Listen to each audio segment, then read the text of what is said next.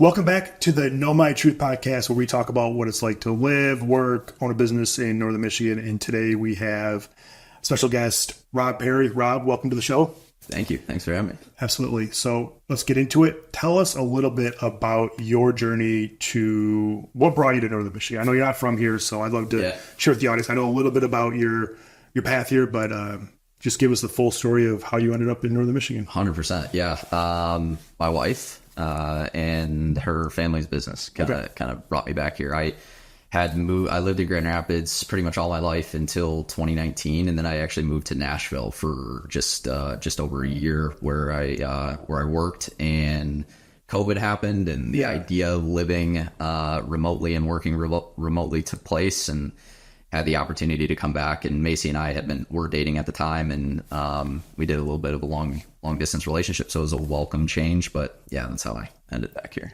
Absolutely. What was your first impression coming back to Northern Michigan? You know, it's funny. My family used to come up here every year on Mullet Lake. We had a cabin on Mullet, and it was always this place I always looked forward to coming to in the summer, but I never really spent time here in the winter. And I moved back in 2019 or 2020 in January, and came back in like the full-fledged winter of like what it was.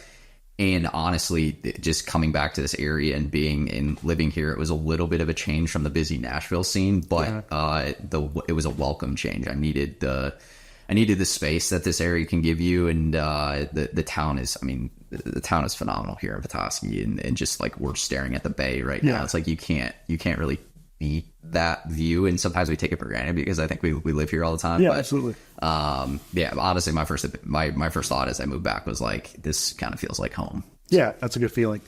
What are the biggest differences between Nashville and Northern Michigan? The bar scene. No, it's probably true. West country music. Yeah, the country music for sure. I honestly, just the pace of life, I think, is in Nashville. I call it a big but small city. It's very easy to find somebody doing something in Nashville. Get an Uber, that Uber driver is trying to make it in the music scene, so you get unique conversations that take place, and but it's the city never stops. And here, I think what's nice about the area is you have the ability to really create that lifestyle if you really want it, but you also have the ability to truly unplug and step out of your house and not have that go kind of aspect of things. Absolutely. I met you through CrossFit Petoskey. One of my favorite stories is I used to think, I don't know if Macy's ever told you this, but I used to think Macy was really wealthy because the first time I ever went to her class, she had a Gucci sweatshirt on. And I was like, how rich? And I didn't know anything. It was like my first... I think of like the Macy's and the Wacy's and the Robs of like my very first friends at CrossFit. And you go in there and now I know everybody, but there's just like this group of people and you don't know who's who. Yeah. But there's this, strong girl who had this Gucci sweatshirt on. And I just thought, man, these people here must be rich. Yeah. And then I later found out it wasn't actually real Gucci. That was my first introduction to Macy, which is also how I met you. Yeah. But do you have a powerlifting background? Yes. Okay. Yeah. When I went to college, I was kind of looking for something which is hilarious because I played golf in college, but then also powerlifting. Those two don't typically go hand in hand, but I found like a coach there that was like teaching a class, and it was something I started going to more and more, and I really enjoyed it and found, a competitive nature outside of golf in it. And really kind of fell in love with the sport. And it was funny how Macy and I met was I made fun of her at a wedding, for doing CrossFit. And, rightfully so. Yeah, rightfully so. And lo and behold, here I am, however many years later doing CrossFit myself. How many years have you guys been doing it? It's been a while, right? Yeah, she's been doing it a lot longer than I have. I think for me, CrossFit has been like since 2020, like since moving back here. Time. Yeah, 4 years or so. So no, that's a good story. How would you describe?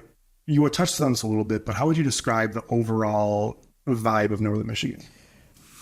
Honestly, I think it's super welcoming, which I think is really cool. There's a lot of places that you can go where I feel like they're destination style places where people want to leave that busy lifestyle, come up and slow down a little bit, and they don't feel welcoming.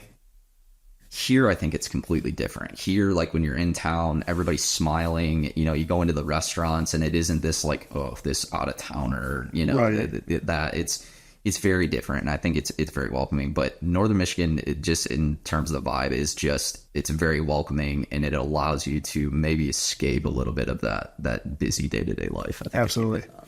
What is one thing, because we want to be, we don't want this just to always say, we don't want this just to be the chamber of commerce of what the benefits of, and there's a lot of great, the Bay, the town, the area. What is something you hate about living in Northern Michigan? I want to be as honest as possible. Yeah, 100%. January through March, without hesitation. I think January through March. Those are the 3 hardest months of the year. Yeah, they very much are. We were just talking about this beforehand too. Is honestly, like, we're coming into a phenomenal time of year. It's like, yes, the lakes up here in the summer are just like no brainer. You get into like May, June, July, they're awesome. I love that time. Absolutely love it. But there's something very, very special that happens between like September, November, and December here with the holidays and the changing of leaves and colors and all that stuff. And it is absolutely gorgeous. Then you hit January after the holidays are already come down off that holiday high a little bit. And it is one of those things where you're like, why do I live here again? And then you go into this cyclical nature of like May, June, July again. You're like, oh, this is why I live here. One thing that I just thought of as you were talking, because you're a new parent, or not a new parent, but a newer parent. Sure.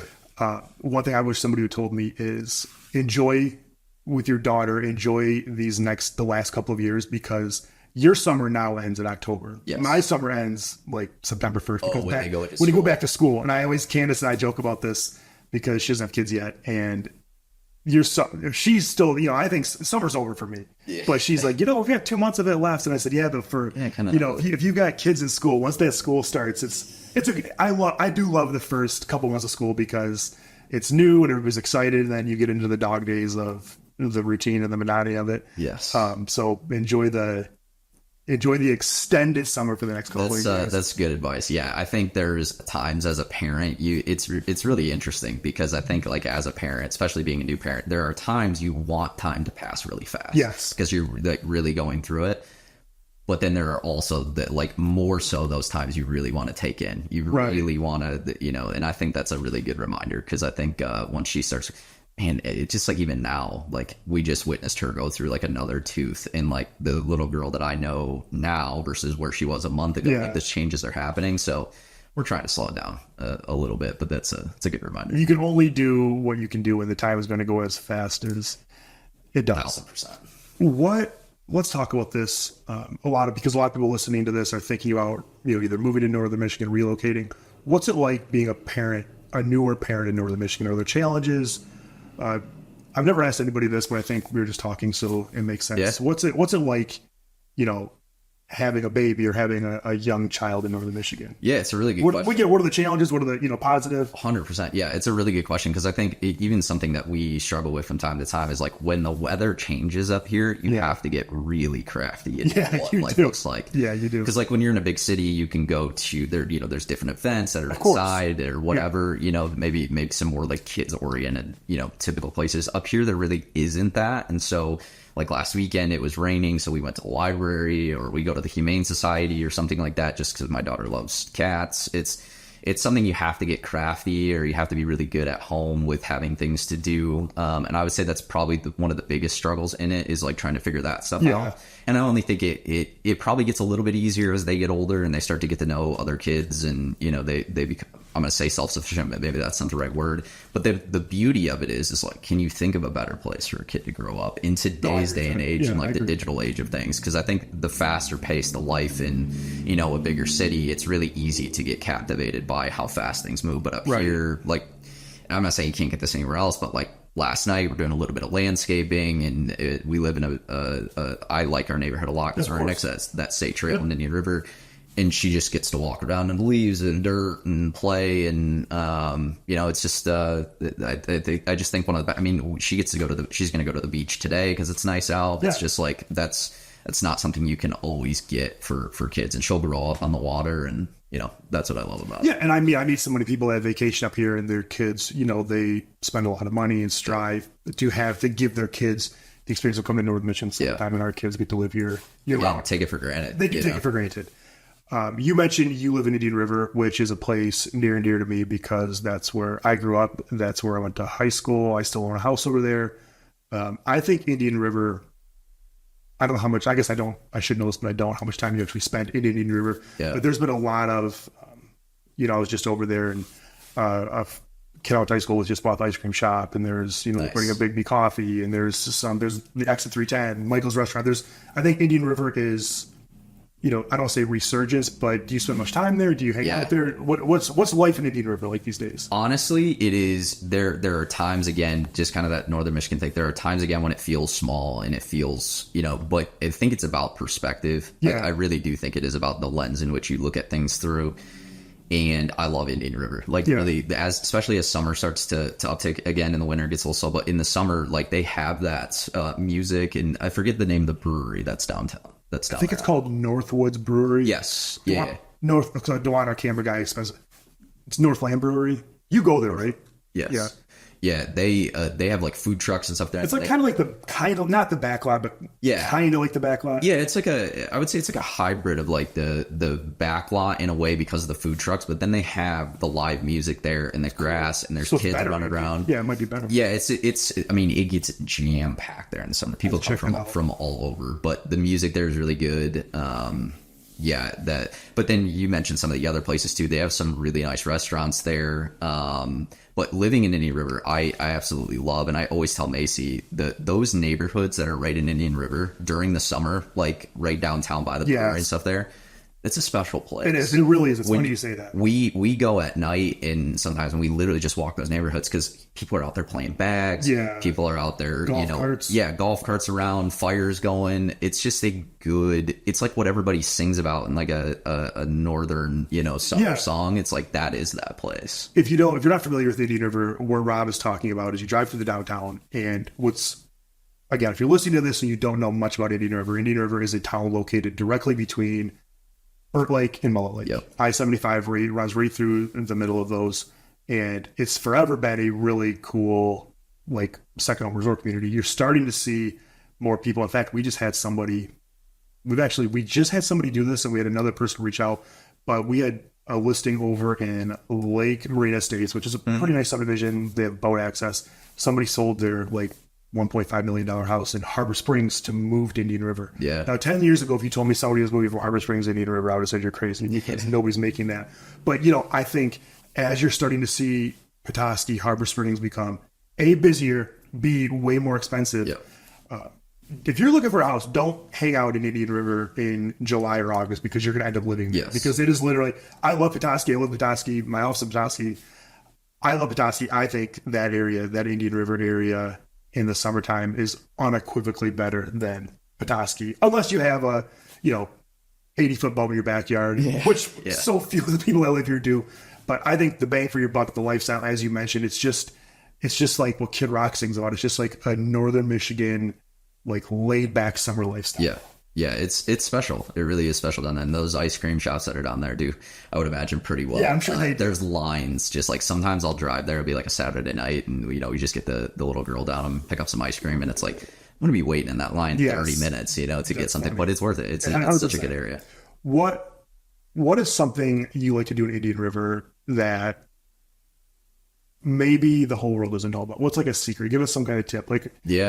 Honestly, I think that brewery is still that's a good one. Yeah, that is a good one. I think that's a little bit under the radar. I think maybe a lot of people from Petoskey don't necessarily know that. People who come visit Petoskey don't necessarily know that's 20 minutes away, 25 minutes away. It's not that far. That's a really cool vibe. There's also a winery there, and I'm terrible with names, so forgive me, but there's a winery on your way into Indian River on the left-hand side there. Yep.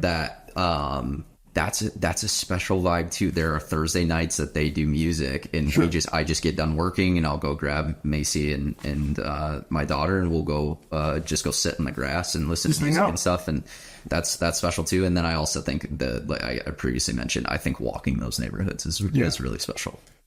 Also, there, you mentioned earlier where you live, there's a bunch of trails. Yes. Whether you're when I grew up, I was cross country track athlete, and we used to run those trails and get lost, because there's just, that's another thing. I think what I like about Northern Michigan in general is there are so many different versions of it. You can, like I said, you can have the giant boat, or you can have the kayak, and you're going to love it here. Indian River has, you can have a pontoon boat, you can have a side-by-side, four-wheeler. And that's one thing that I think is really drawing people to Northern Michigan all over, is just there's so much to do here. 100%. You know, we don't have a professional sports team, or we don't have like, you know, we have cricketry and some other of the arts, but we don't have like a big venue that there's like concerts. But we have, you know, like I just mentioned, any outdoor activity you want to do. Yeah, it's if you're into skiing and snowboarding, that's a great vibe too in the winter. Something else that I'm going to try to get into this year is more of like a men's league hockey, but that's really big up here too. Have you been to the ice rink in Indian River Co-op? No, I haven't. So I had a really... is that where the basketball courts and baseball fields are? Yeah. There? So if you don't know about Cooperation Park, you should go check it out. Yes. So Cooperation Park in Indian River, growing up, when I grew up there, that's where like in the spring, that was like the Little League baseball just took over that place. Yeah. And they've really made some improvements. I haven't been there in a while, but they have a skate park now, a little bit of a sledding hill. But they have an ice rink, and I know this because a kid I grew up with, his name is Brad August. He used to run the Zamboni there. So some private person donated a ton of money.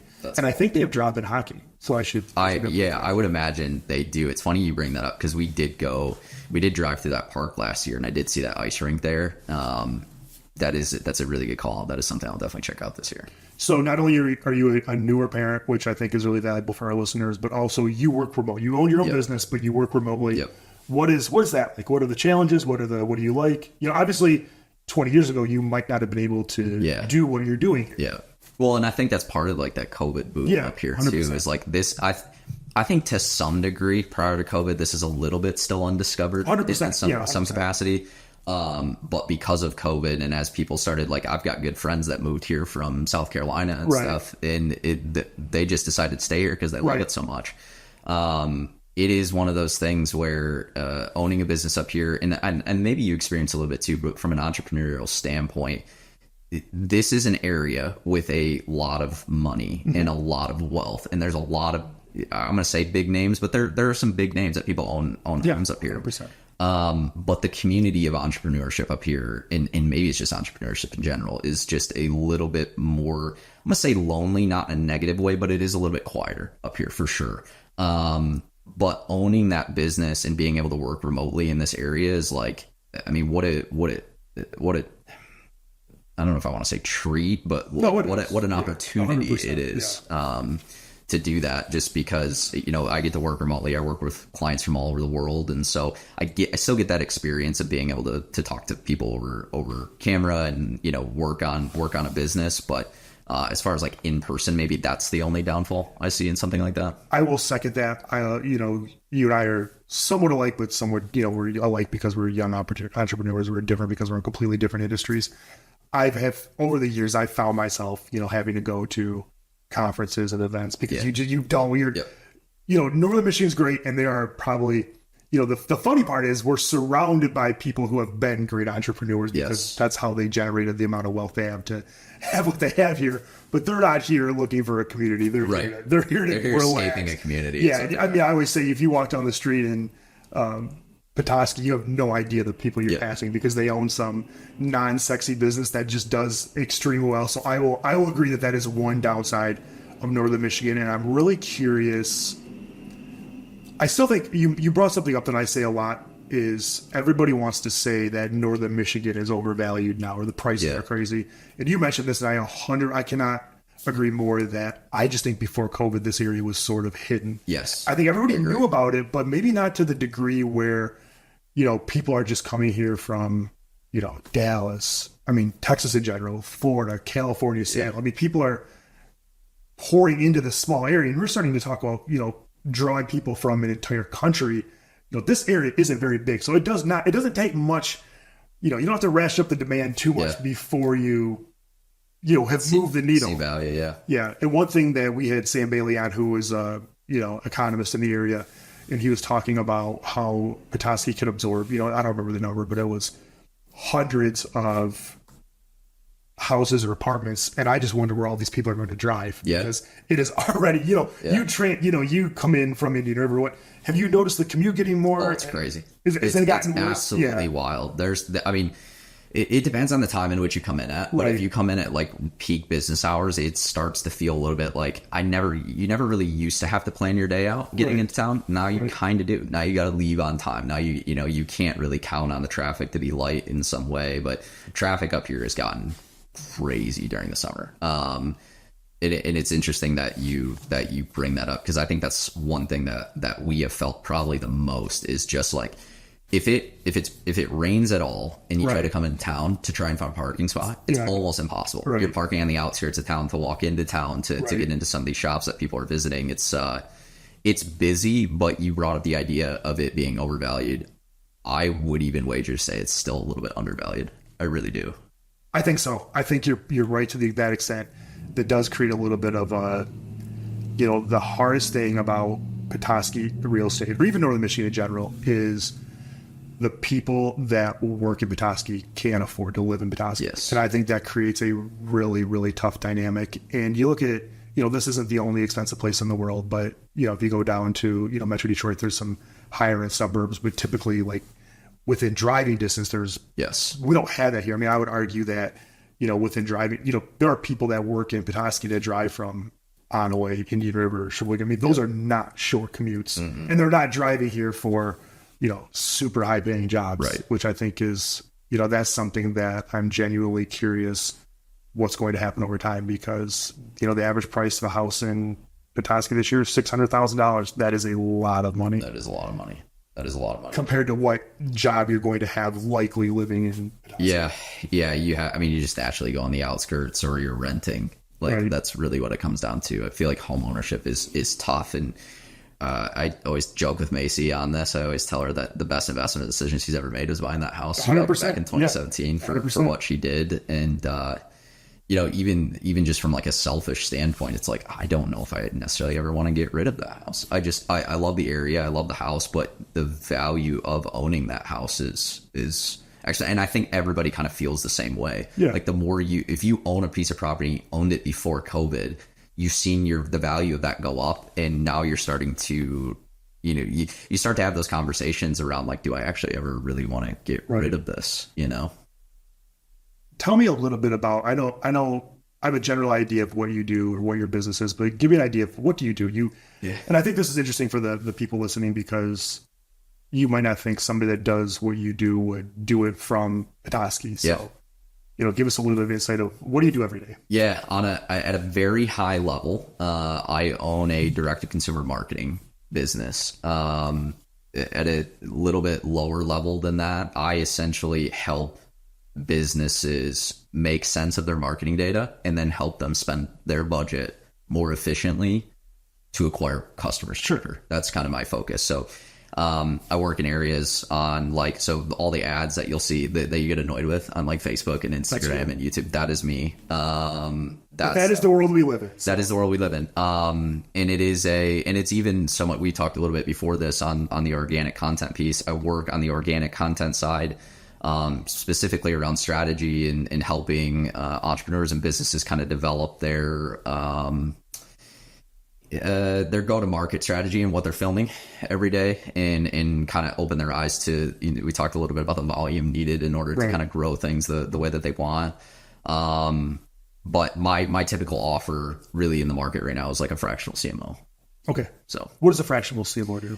So basically, I'll come in and when we spend money on marketing, data typically comes back. And so analyzing that data, making sense of that data, and then creating an action plan off that data is typically what I'll do on a day-to-day basis. So, if you are spending money on different channels to acquire customers, or even spending time in different channels like email or something to acquire customers, I'll look at your entire digital ecosystem and go, you know what, this is something where I'm seeing a big area of opportunity. Let's lean into that. Because typically where you see a lot of customer growth in one digital space, that will flow over into others. So if you put money into Facebook or let's say TikTok or something like that, typically Google will benefit, or your email will benefit. If you invest in email, typically your awareness and people wanting to join a newsletter or something along those lines will grow. So then you've got another thing to focus on growing. So you can go into these other channels and promote that and so on. And so I just basically look at it from a holistic standpoint and then make a decision, because I have experience in all of these. So it is whatever the problem that we're facing at that time, analyze that data, make sense of it, create an action plan off of it. So fractional CMO is fractional chief marketing officer. Yes. Meaning you could be fractional means people share you. Yes. How many companies could you do this for? My capacity at the moment is 4, just based on the hours that I work. And then I do some consulting, and then I still do a little bit of like paid advertising stuff on the side as well. But kind of the core offer, and really, I didn't necessarily plan on doing it that way. But as I've worked with these businesses and things have unfolded, it's like, well, you need this, so let's go make sense of this. And either I will bring in the right people to make that happen, or it will be me taking that over in full. How did you get into this? Is this where you went to college for? I always joke with people. I said I got into this space just like every other marketer. I went to school for law enforcement. Right. So I went to school for law enforcement at Lake Superior State in the Sioux, and that was my full plan. I actually went to Michigan State Police, the recruit school, in 2015. I had a knee injury while I was there, and the recovery from knee injury to when I actually probably felt 100% again was like 2.5, 3 years. And during that time period, had to find something else to do. And I was working third shift for a company at the time, and I saw an ad. I don't know if you're familiar with Ty Lopez. Of course. Yeah. I saw an ad by him in like 2016, and I was like, that looks like fun. I'm gonna go take his course. I took his course. Oh, is that right? I didn't know that. Yeah, I took his course and was like, well, now I can, officially do this, not knowing a thing, which is a very dangerous concept. And just one thing led to another. I ended up working part-time for an agency, and then going full-time for an agency, and then to another agency. I actually left and went and worked with Hilton Hotels, specifically Hilton Grand Vacations, on their paid marketing side, and just got into a position where it was like, now it makes sense to go on my own.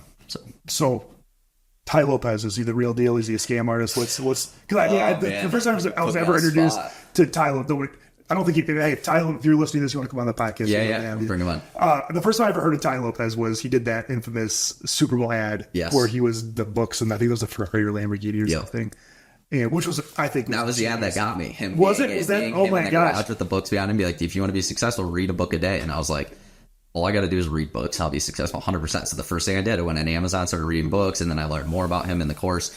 I'm 50-50 on Ty, because I think with his business decisions probably have led to some of that scam label. Yeah. On the flip side of that, though, he also brought me into the mix that brings me into these businesses, and I've had an opportunity. I was counting it up, and I kind of flashed this badge a little bit on Instagram, and it's just like, I don't know if it's flex, if it's not, but I've had the opportunity to work and impact 150 different direct-to-consumer businesses over the time in the agency space. And so I can't say he's a scam on that side of things, because I wouldn't be here. I would not even know about this space had I not seen that ad. So it's just, I agree. I think that in itself, obviously, is providing value, because he gave you, he was the first, whatever, not calling him, but picking his, buying his course was the first domino that knocked over much bigger dominoes. Yes. So with that, I do think sometimes, Dewan and I talk about this. I follow so many influencers, and I think it's so hard because, all they're trying to do is gain attention. Yep. And it is unfortunate, because the Ty Lopez's of the world and some other people like that, they do have a really good message. But unfortunately, maybe you could talk about this a little bit, because it's the world you're in. You almost have to be like that over the top or toe the line of scamming to just get attention. Yeah. Because it is so normal. If he was just out there, playing small, telling people, like, you probably pay, had he not taken that Super Bowl commercial and paid whatever he paid for it, you're not taking his course. Yeah, it's interesting, right? Because it's like, I think there is a way to do and gain that attention, but anybody that wants to take a shortcut, and it looks like they're taking a shortcut, is most likely 100%. Taking a shortcut. Yeah. If you go on their Instagram, and their Instagram is full of Ferraris and nice houses and all these cars, get skeptical fast. Right. And I think that's what it's actually created in me, until proven otherwise. Right. Usually it's kind of this idea of you're innocent until proven guilty. Yep. To me, you're in this space, you're guilty until proven innocent. It's public perception. It is public perception. But I think there is a way to actually create a brand of trustworthiness. And I think, to your credit, even like creating this stuff, I think it's phenomenal, because it does create this idea of people can trust you before they meet you. Right. And it helps kind of build that perception. But if they're trusting you because you have nice watches, nice cars, and a nice house, there's something usually pretty shady. Right. It's funny you mentioned that, because the whole reason we came up and the reason we named this podcast the NoMI Truth was, any realtor in any realtor anywhere is going to tell you how great it is to live someplace. Yeah. But I'd rather just be honest, because we get people, and that's, the podcast was birthed from the YouTube channel. So we started the YouTube channel just to give everybody, idea of what it's actually like to live. You're thinking about moving to Northern Michigan. Here's what you need to think about, maybe what you're not thinking about. And unfortunately, the negatives get more eyeballs than the positives. Yeah. So I'd rather have, and this was a thought of somebody like you, or actual people who are living here, or somebody that's really, every guest on the podcast we've had so far has something unique about them. And what's unique about you is you're the first person we've had that just works completely remotely and is supporting their family by working remotely in Northern Michigan, which, as you mentioned, I think is something, I love that people, and good news, bad news, especially during COVID, it seems like anybody, you were obviously doing it before it was cool. Anybody that could work remotely is doing so in Northern Michigan. Yeah. So it's, that's one of the reasons we wanted to have you on, was just to give, because I can't tell you, twice a week somebody calls because they're thinking about moving to Northern Michigan to work remotely. Yep. So that's, it's very possible. And I think, like you said, as long as you have a network and you have this idea of your ability to kind of travel and get to different places and still get your fix of seeing people, it is a no-brainer. If you live in Northern Michigan, this is something I can't stress enough. Unless you're, Candace and I always joke, because we always say I'm an outside cat, she's an inside cat, because she doesn't want to leave her house and I don't want to stay at my house. Yeah. Unless you're an inside cat, you have to plan on traveling. Yep. And that's that January, February, March that you mentioned. It's tough because that's the best time of year you want to travel. Yeah. That is the hardest time to travel, because you're probably, especially if you have a little kid, you're probably going to get delayed someplace because you're flying from Traverse City, Palestine. You're not. Yep. Very rarely are you going to go direct. So that's another downside of living in Northern Michigan. But a lot of the airports here are getting more flights with people coming in. So the airports are.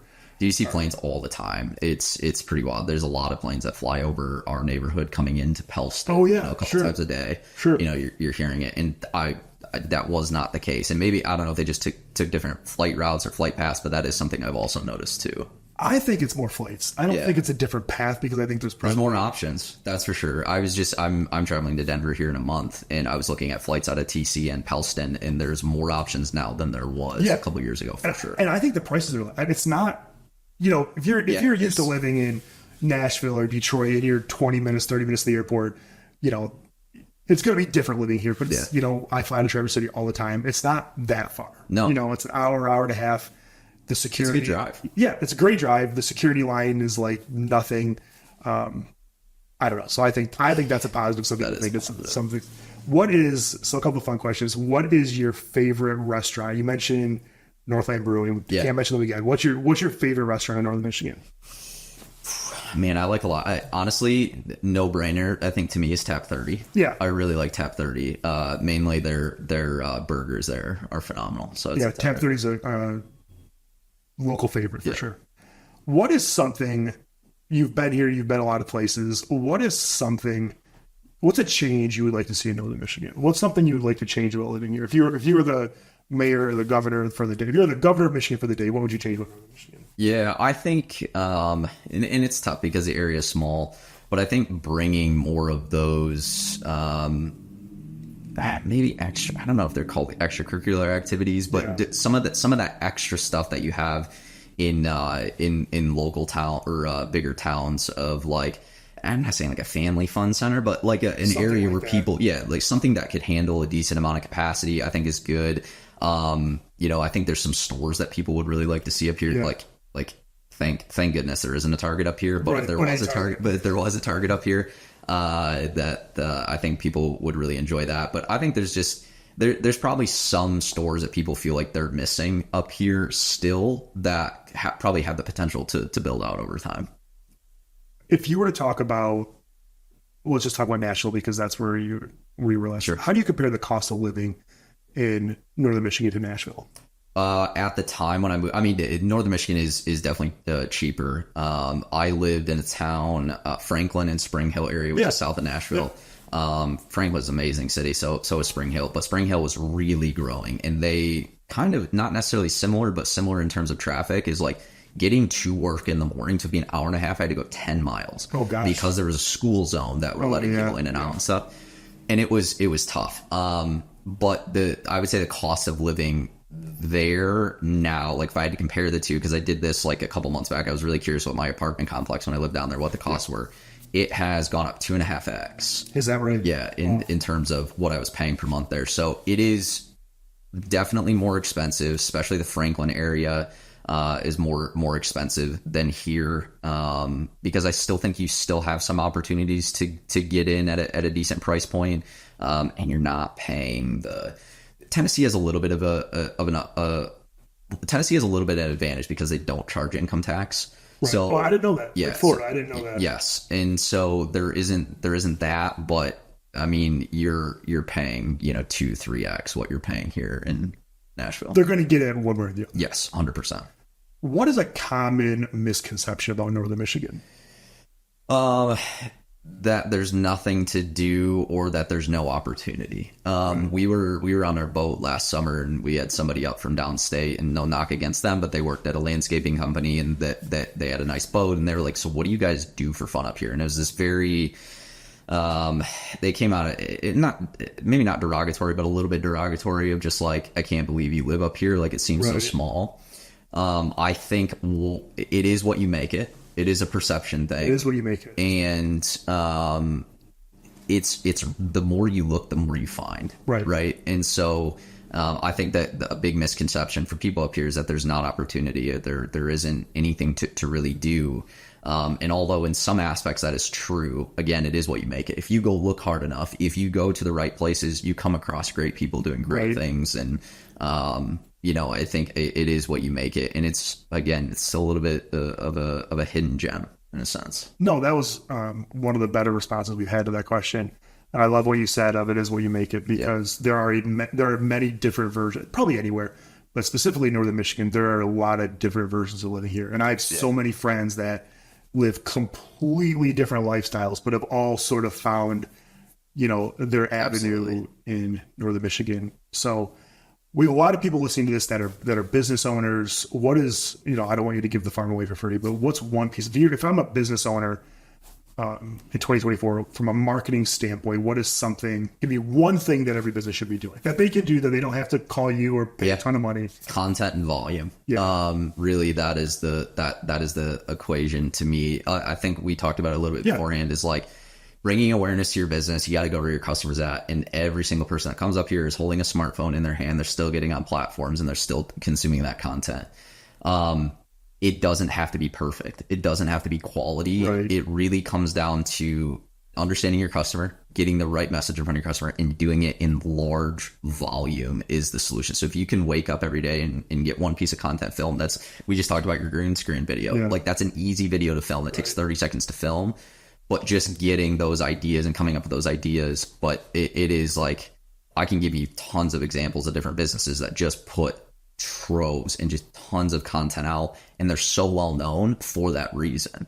And we live in this algorithm driven world that if you're a business owner up here and you go and post that content, you initially don't necessarily get the response you want, maybe in comparison to some of these other businesses, but you keep doing it. Right. One, the platform's going to recognize that you're producing content that people want to consume. And second of all, people are going to start following you because you're giving them a reason to follow you. But the biggest caveat in that is, can you speak to your customer? Can you give them a reason to follow? And if you can, and you do that in volume, you'll bring the awareness. Yep. You'll bring the awareness. Absolutely. Well, I really appreciate you being here today, Rob. If somebody wants to follow you, where's the best place? Yeah, I would say Instagram is probably the best place, or LinkedIn. I'm pretty active on both of those platforms, but yeah, Instagram, Rob Perry Official. Okay, so we'll put that in the show notes. So cool. Thank you so much for joining us, and it was a great conversation. Appreciate it. Yeah, right, thank you.